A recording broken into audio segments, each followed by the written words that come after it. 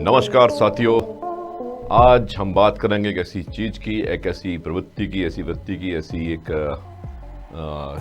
हमारी हमारी कायनात के द्वारा हमें दी गई ऐसी एक उपलब्धि की, जिसके बारे में हम सब अनअवेयर रहते हैं, अजानकार रहते हैं और हम सोच नहीं पाते हैं कि हमारी इतनी बड़ी शक्ति है और इस शक्ति का हम कैसे अच्छा इस्तेमाल करें, कैसे इस शक्ति को यूटिलाइज करें और कैसे इस शक्ति का हम संवर्धन करें और इसकी वृद्धि करके अपने जीवन को सफल बनाएं। खासकर युवावस्था में जब बात कंपटीशन की, पढ़ाई लिखाई की होती है, विद्यार्थी जब विद्यार्जन करते हैं और परीक्षाएं देते हैं, विभिन्न कॉम्पिटिटिव एग्ज़ाम में शामिल होते हैं, इंटरव्यूज़ देते हैं, तब तो यह शक्ति राम बाण की तरह काम करती है, ब्रह्मास्त्र की तरह काम करती है। शक्ति को कहते हैं याददाश्त, स्मरण शक्ति।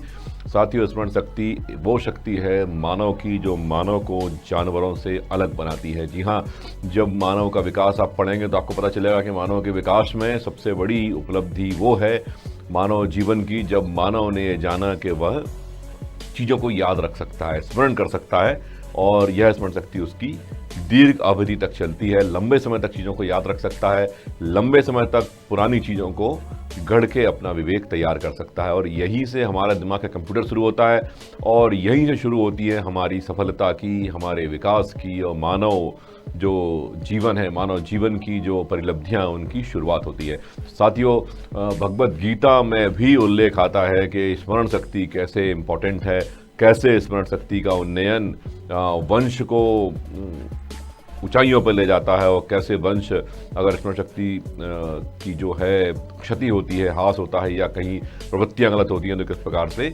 स्मरण शक्ति का हास होके लोग अपने स्तर को नीचे गिराते हैं। तो साथियों, बड़ी इम्पोर्टेंट है और ख़ासकर विद्यार्थियों के लिए तो बहुत इम्पोर्टेंट है स्मरण शक्ति, याददाश्त। इस पे हमें एक बार फोकस जरूर करना चाहिए।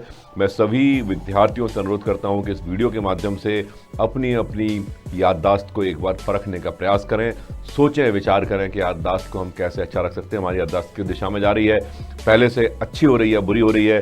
पहले हम चीज़ों को ज़्यादा याद रखते थे और लंबा समय रहता था, अब शायद ऐसा हो रहा है कि लंबा समय तो रह रहा है लेकिन चीज़ें कम याद हो रही हैं, या ये हो रहा है चीज़ें खूब सारी याद रह रही हैं लेकिन समय उनका कम होता जा रहा है। जो भी है, हम अपने आप का एनालिसिस करें इस दिशा में, तो आपको पता चलेगा कि स्मरण शक्ति आप कैसे भी, अगर आप उसके बारे में जानेंगे, उसके बारे में सोचेंगे, तो निश्चित तौर पर आपको अपने ही मन से आपको इसके विकल्प मिलेंगे कि हमें किस दिशा में आगे जाना चाहिए। सही तो जैसे कि कहा जाता है, स्मरण शक्ति के बारे में जब बात करते हैं तो दो प्रकार की चीज़ें आती हैं। एक पक्ष होता है हमारा आध्यात्मिक, एक पक्ष होता है हमारा वैज्ञानिक। ऐसे ही जब हम स्मरण शक्ति की मैकेनिज्म की बात करते हैं तो दो पक्ष आते हैं, एक होता है हार्डवेयर, एक होता है सॉफ्टवेयर।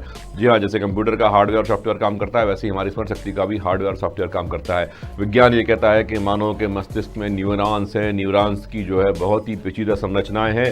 वो संरचनाएं विभिन्न स्वरूपों में स्मरण शक्ति को याद रखती हैं, चीज़ों के डाटा को जो है स्टोर करती हैं, आवश्यकता अनुसार उन स्टोर डाटा को हमारे पास सप्लाई करती है, जो कि हमारा सर्कुलेशन सिस्टम में आकर और व्यक्ति उसको जो है प्रस्तुत करता है, व्यक्ति कर देता है।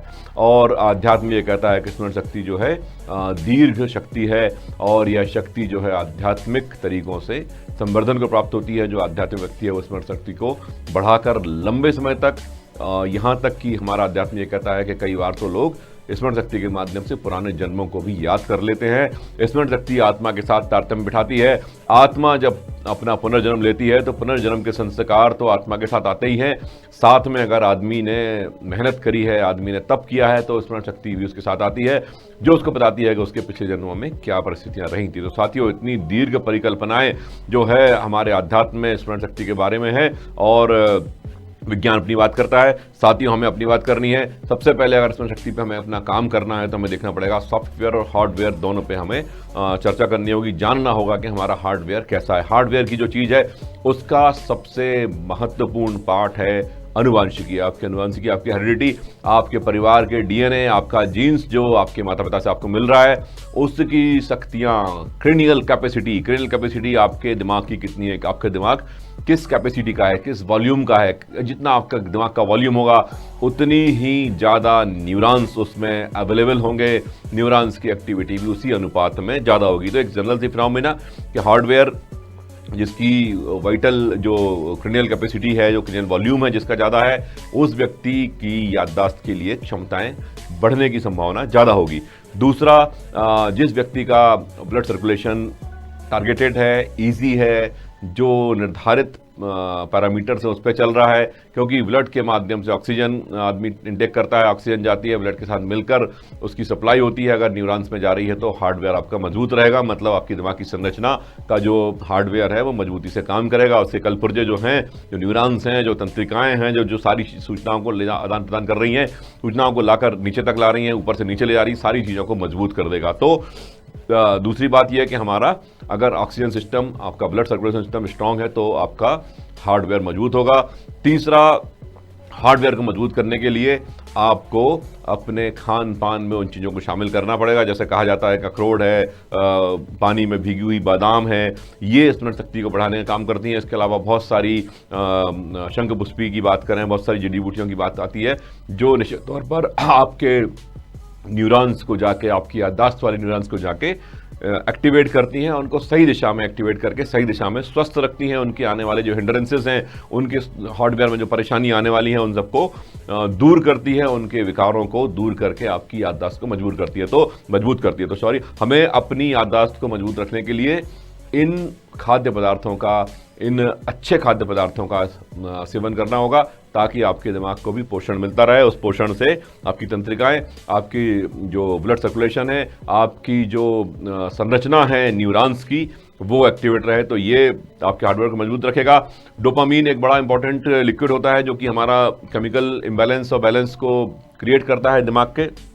डोपामीन भी आपके डीएनए पे निर्भर करता है। लेकिन ऐसा कहा जाता है कि आध्यात्म से जुड़े लोग, योग करने वाले, अपने आध्यात्मिक जो ध्यान की विधियां हैं, उन विधियों का पालन करने वाले लोग, अच्छी ऑक्सीजन लेने वाले लोग, अधिक नींद लेने वाले लोग अपने डोपामीन को नियंत्रित कर पाते हैं। डोपामीन का नियंत्रण ये तय करता है कि व्यक्ति सामान्य है, कुशाग्र बुद्धि का है, कुशाग्र स्मरण शक्ति का है, या सामान्य से नीचे है, पागल है, या कुछ भी हो। ये सब चीज़ें हमारे डोपामीन पर निर्भर करती हैं। तो साथियों, डोपामीन का बैलेंस भी बहुत इंपॉर्टेंट होता है। जिन चीज़ों के बारे में कहा जाता है उनका हमें छोटे छोटे अपने जीवन में पालन करना चाहिए। अपने जीवन में उनको इस्तेमाल करके अपने इस हार्डवेयर को मजबूत करने का एक प्रकल्प खड़ा करना चाहिए। साथियों, दूसरी बात आती है सॉफ्टवेयर की। हमारी मेमोरी का, हमारी स्मरण शक्ति का जो सॉफ्टवेयर है, वो सॉफ्टवेयर कंप्यूटर की सॉफ्टवेयर की भांति है। जिस तरीके से हम अपनी स्मरण शक्ति को, जैसा कि हार्डवेयर होता है, हार्डवेयर की मशीन है, मशीन को मशीन की तरह ट्रीट करना पड़ेगा, पोषण देना होगा, उसमें कल पुर्जे में तेल लगाना होगा, उनकी ऑयलिंग ग्रीसिंग करनी होगी। मशीन किस प्रकार डेवलप हुई है, किस प्रकार बनाई गई है, किस प्रकार के उसे कल पुर्जे किस कंपनी के किस प्रकार लगाए गए, वो सारी चीज़ें उस पर डिपेंड करेंगी। लेकिन जब सॉफ्टवेयर की बात करते हैं, सॉफ्टवेयर जो है सॉफ्टवेयर होता है। ऐसे ही स्मरण शक्ति का जो सॉफ्टवेयर है, वह सॉफ्टवेयर हमें ये बताता है कि अपनी स्मरण शक्ति को हमें कैसे बैलेंस करना है, कैसे संतुलन बिठाना है, कैसे तारतम्य बिठाकर हमें अपनी स्मरण शक्ति का इस्तेमाल करना है। ऐसा इस्तेमाल करना है अपने हार्डवेयर का कि हमारा सॉफ्टवेयर अधिक से अधिक सूचनाएं सही समय पर दे, अधिक से अधिक सूचनाओं को स्टोर क्रम से करे, सही दिशा में करे। जिस दिशा में क्रम स्टोर करने से ज़्यादा लंबी हमें अवधि तक सूचनाएं मिलती है, जिस दिशा में स्टोर करने से अधिक जल्दी तीव्रता से हमारी सूचनाएं वापस आती हैं, जिस दिशा में हमें स्टोर करने से चीज़ें लंबे परास में हमारे दिमाग में शामिल होती हैं, इसको सॉफ्टवेयर कहते हैं। साथियों, सॉफ्टवेयर के 3 पार्ट होते हैं। एक होता है चेतन, एक होता है अर्धचेतन, एक होता है अचेतन। सॉफ्टवेयर जो है ये अर्धचेतन, अचेतन और चेतन जो है रेम और रोम की तरह काम करता है। जैसे कि हमारा चेतन मन है, चेतन याददाश्त जो हमारे चेतन मन की है, वह याददाश्त हमारे जो रेम है उसकी तरह काम करती है। एक्टिव मेमोरी है, एक्टिव फाइल्स हैं जो लगातार काम कर रही हैं, हम आपसे इंटरेक्ट कर रहे हैं तो इस समय जो बातचीत हो रही है वो हमारे रैम से निकल के आ रही है।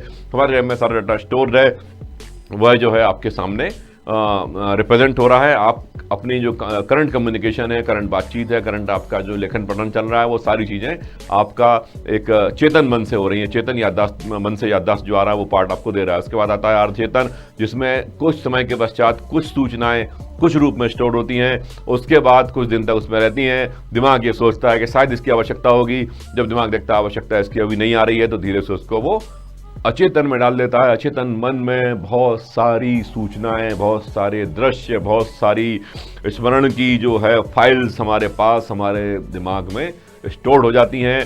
अचेतन मन की कैपेसिटी बहुत ज़्यादा होती है। अचेतन मन की जो स्मरण शक्ति है वो कैपेसिटी में बहुत हाई होती है। बहुत बड़ा डाटा आपका उस मन में स्टोर्ड होता है। जो भी कुछ आपके जीवन में आकस्मिक है, अच्छा है या आपको हिलाने वाला है, वो सब कुछ आप स्टोर करते हैं अपने आपके चेतन से अर्धचेतन में जाता है, फिर अचेतन में जाकर स्टोर हो जाता है। जब भी उससे रिलेटेड कोई बात होती है तो चेतन से स्ट्राइक होकर वो चीज़ आपके डाटाबेस में आती है और आप पुरानी यादों में खो जाते हैं। वो पुरानी यादें आपके जीवन को प्रभावित करना शुरू कर देती हैं। तो साथियों, हमें अपने सॉफ्टवेयर को व्यवस्थित करने का अगर काम रखना है, काम करना है, तो निश्चित तौर पर सफलता पानी है तो निश्चित तौर पर हमें अपने सॉफ्टवेयर में चीज़ों को व्यवस्थित जमाना होगा, व्यवस्थित स्टोर करना होगा। साथियों, आप कहेंगे कैसे हम स्टोर कर सकते हैं, हमारे पास तो कोई ऐसा विकल्प ही नहीं है जिसको हम यूज़ करके इसको हम स्टोर कर सकें। ऐसा नहीं है साथियों, हमें अपने सारे ज्ञान को, सारे तारतम्य को व्यवस्थित फाइल्स में रखने के लिए आपको ध्यान रखना होगा कि आप किस चीज़ के बारे में जानकारी ले रहे हैं, किस चीज़ की जानकारी को आप इनटेक कर रहे हैं। आप उस चीज़ से संबंध में आपका जो अर्धचेतन और अचेतन का जो डाटा है उसको आपसे मैच कराना पड़ेगा। जब आप मैच कराएंगे तो वो सारी फाइल्स क्रमशः एक स्थान पर स्टोरेज होंगी। आपको अपने आप को ये बताना होगा कि आपने आज इतिहास का यह विषय पढ़ा है, यह विषय पहले भी पढ़ा गया था, उसके बाद भी पढ़ा गया था, इससे रिलेटेड कोई चीज़ हमने पहले पढ़ी थी, वो ये थी, इसके संबंध में कौन सी कहानी, कौन सी कल्पना, कौन सी परिकल्पना, कौन से सिद्धांत, कौन से विचार आपने जाने हैं, वो ये थे। क्रमशः आप उसको जमाएंगे, पूरा तारतम्य स्थापित करेंगे, मनन करेंगे, चिंतन करेंगे, तब आपका स्टोरेज प्रॉपर सिक्वेंसिंग और फाइलिंग के साथ होगा। ये स्टोरेज आपको लंबे समय चलने वाला स्टोरेज होगा। ये स्टोरेज आपको काम पर तुरंत क्लिक होकर सामने आने वाला स्टोरेज होगा। तो साथियों, अपने मेमोरी के सॉफ्टवेयर में चीज़ों को व्यवस्थित करके जमाना है और उसके सारे तारतम्य को उसी समय एक बार फिर से रिकॉल करना है। रिकॉल करने के लिए अगर रिकॉल आसानी से हो जाता है, बहुत अच्छी बात, नहीं होता तो आपको कुछ पुराने डाटा में जाना पड़ सकता है, कोई पुरानी किताब देखनी पड़ सकती है, कुछ पुराना आपको अपडेट अपने आप को करना पड़ सकता है। लेकिन जब आप ये करेंगे तो आप देखेंगे आपकी फाइल्स व्यवस्थित जम रही हैं। और जो व्यवस्थित फाइल्स जमाता है, जो विद्यार्थी, जो व्यक्ति, वो निश्चित तौर पर अपने डाटा का बेहतर यूज़ भी कर पाता है। लंबा समय तक चलने वाला डाटा, लंबे जो है कैपेसिटी का डाटा उसके दिमाग में स्टोरेज होता है और वह लंबी याददाश्त का व्यक्ति हमारे सामने कहलाता है। तो एक बात तो ये। दूसरा सॉफ्टवेयर का उपयोग ये होता है कि सॉफ्टवेयर हम यूज़ करते हैं तो बहुत सारी फाइल्स को डिलीट करना पड़ता है। जी हाँ, हमें अपनी मेमोरी से बहुत सारी फाइल्स को डिलीट करना, घोषित करना पड़ेगा। जब आप अपने आप से घोषित करते हैं कि यार ये काम हो गया, ये जानकारी हमारे काम की, आपका जो सबकॉन्शियस है आपको बता दे, आपने कोई खबर पढ़ी है, आपके सामने कोई बात आई है, आपने कहा है कि ये बात स्टोर करने जैसी नहीं है, ये नॉलेज जो है हमारे काम का नहीं है, आज भी नहीं है, कल भी नहीं है, कभी भी नहीं होगा। अगर आप ऐसी घोषित करके आप अपने दिमाग का सेटअप ऐसे बनाते हैं तो निश्चित तौर पर मान के चलिए आपके दिमाग की जो स्मरण शक्ति है उसमें ये कैपेबिलिटी डेवलप होगी कि आपकी बिना काम की फाइल्स को वो डिलीट करती चले। जी हाँ, जब हमारी बिना काम की फाइल डिलीट होंगी तभी हमारा सॉफ्टवेयर तेजी से रन कर पाएगा। जैसा कि कंप्यूटर का सॉफ्टवेयर काम करता है वैसे ही हमारा सॉफ्टवेयर है। तो हमें अपनी फाइल्स को डिलीट करने की प्रवृत्ति को भी अपने जीवन में स्थान देना होगा। और जब आप अपने जीवन में ऐसी स्मरण शक्ति को, स्मरण की चीज़ों को, फाइल्स को अपने जीवन से निकाल दी फाइल, उसके बारे में ना आपको चर्चा करनी है, ना उसके बारे में सोचना है, ना उसके बारे में फिर कभी रिकॉल करना है, तो आपका सिस्टम व्यवस्थित होगा। स्मरण शक्ति का आत्मविश्वास। जी हाँ साथियों, स्मरण शक्ति का आत्मविश्वास बना के रखना बहुत बड़ी चीज़ है। मैंने कई सारे विद्यार्थी देखे हैं जो अपनी एग्ज़ाम की टेबल पे आने के पहले या एग्ज़ाम की एक रात पहले जब बैठते हैं तो किताब बन के अपनी स्मरण शक्ति को चैलेंज करते हैं। वो खुद ही अपनी स्मरण शक्ति को चैलेंज करते हैं कि इस अध्याय मैंने क्या पढ़ा, इसके बारे में क्या जानता हूँ, और उसके बाद परेशान होते हैं और अपना कॉन्फिडेंस लूज कर देते हैं। याद रखिए, जब भी आप स्मरण शक्ति को अपने आत्मविश्वास की हीनता के साथ रिप्रेजेंट करेंगे, आपकी स्मरण शक्ति आपको धोखा देगी। आत्मविश्वास बनाने के लिए कभी भी आप लंबे डाटा को चैलेंज करने का, बिना काम के चैलेंज करने का, बहुत सारी चीज़ों को एक साथ याद करने का, बहुत सारी फाइल्स को एक साथ खोल के रखने का प्रयास ना करें। अपनी चीज़ों को, अपनी स्मरण शक्ति को आत्मविश्वास से जोड़ें। आपका आत्मविश्वास ये होना चाहिए कि ये चीज़ मैंने पढ़ी है, इस चीज़ को मैंने जाना है, इसको समझा है, आवश्यकता पड़ने पर इसका मैं प्रदर्शन कर सकता हूँ, इसको बता सकता हूँ, लिख सकता हूँ, सब कुछ कर सकता हूँ। ये आत्मविश्वास आपकी स्मरण शक्ति को होना चाहिए। विद्यार्थियों से मैं बार बार कह रहा हूँ, कभी भी अपनी स्मरण शक्ति को चैलेंज करने का प्रयास ना करें कि आप बैठ गए, किताब बंद कर ली, एग्जाम कल सुबह होने वाला है और रात को आप कह रहे हैं हाँ आप बताओ, अपने आप से कह रहे हो कि बताओ क्या क्या मैंने पढ़ा, क्या क्या मैं जानता हूं, और अध्यायों के आप टॉपिक के नाम याद आ रहे हैं तो टॉपिक के बाद अपने आप से पूछ रहे हो। ऐसा कभी नहीं करना। आपको टॉपिक पे बात करनी है, प्रश्न पे बात करनी है, आपकी जो एक्टिव मेमोरी की जो कैपेसिटी है उस पर ही आपको बात करनी है। आपका दिमाग, आपकी मेमोरी आपको जवाब देगी। लेकिन अगर आप ये सोचोगे कि आप रैंडमली कुछ भी अचानक से उठा के और पूरा सारा पूछ डालोगे और आपका दिमाग, आपकी स्मरण शक्ति उसको पूरा सारा एक साथ बोल डालेगी, तो आप कंफ्यूज हो रहे हैं और निश्चित तौर पर आप अपनी मेमोरी को चैलेंज कर रहे हैं। अपनी मेमोरी को चैलेंज करेंगे, असफलता मिलेगी तो फिर आपकी मेमोरी अपना आत्मविश्वास खो देगी। आत्मविश्वासहीन मेमोरी आपको कभी भी सफलता दिला नहीं पाएगी साथियों। तो ये हमें ध्यान रखना है। जैसा कि हम जब काम करते हैं कंप्यूटर पे और बहुत सारी फाइल्स हमारी ओपन हो जाती हैं, फिर हमारी हैंगिंग की समस्या सामने आती है। इसी प्रकार से हमारी मेमोरी है। जब हम टास्किंग काम में लगे होते हैं, हमारे पास एक समय ऑफिस का काम चल रहा है, दूसरी तरफ हमें अपने घर में जाना है, तीसरी तरफ बच्चे की फीस भरना है, चौथी तरफ बैंक का लोन पटाना है, पांचवीं तरफ कहीं कुछ और देखने जाना है, छठवीं तरफ हमें मनोरंजन करना है, फिर पार्टी भी करनी है। एक साथ 6 या 7 ऑब्जेक्ट आपने अपनी मेमोरी में एक साथ खोल रखे हैं। आप स्विचिंग कर रहे हैं जल्दी, आप कोशिश कर रहे हैं कि सबको याद कर लें, सबको साथ रख के जो है सबको आप जवाब दे दें। अगर आप ऐसा करेंगे, एक साथ आपकी बहुत सारी फाइल्स खुलेंगी तो निश्चित मान के चलिए डाटा करप्ट होगा। उस दौरान इनटेक करने वाली सारी चीज़ें आपकी डिफेक्टेड होंगी, करप्ट होंगी। विद्यार्थियों से मैं कहना चाहता हूं, विद्यार्थी एक तरफ पढ़ाई कर रहे होते हैं, पढ़ाई की टेबल पर होते हैं, किताबें सामने होती हैं, नोट्स सामने होते हैं, कॉपियां होती हैं, लिख रहे होते हैं, लेकिन उनके दिन में, उनके दिमाग में, उनके जो है एक्टिव मेमोरी में उनके क्या चल रहा होता है, वो कहीं चैट्स चेक कर रहे होते हैं, कहीं उनके मन में जो चल रहा होता है कि फेसबुक में क्या चल रहा है, इंस्टाग्राम में किसने क्या डाल दिया। 5 मिनट पढ़ाई करते हैं, 2 मिनट फिर मोबाइल देखते हैं, फिर 10 मिनट पढ़ाई करते हैं, फिर 15 मिनट मोबाइल देख लेते हैं। साथियों, ऐसा करना आपके फोकस को कमजोर करेगा और आपकी मेमोरी में एक साथ आप 2 टारगेट को टॉप प्रायोरिटी लेके चलोगे तो आपका दिमाग कंफ्यूज होगा। टॉप प्रायोरिटी इंस्टाग्राम की चैटिंग है या आपकी ये पढ़ाई, और निश्चित मान के चलिए दोनों के बीच डाटा का करप्ट होना तय है।